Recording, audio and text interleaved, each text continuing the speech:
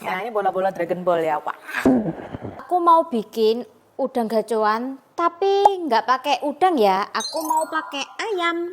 Gak usah susah-susah antri ndek gacoan, guys. Nggak ini loh gampang pol. Ada ayam, bawang putih, putih telur, merica, kaldu bubuk, kaldu jamur, minyak wijen, saus tiram, tapioka.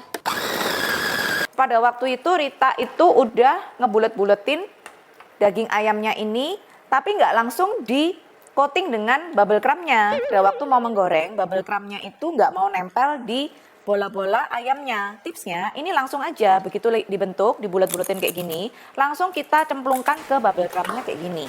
Langsung kita coating dan kita padatkan. Ini aku tembak pakai termogan yang beli di Mokap Mart ya. Ini suhunya kira-kira 150.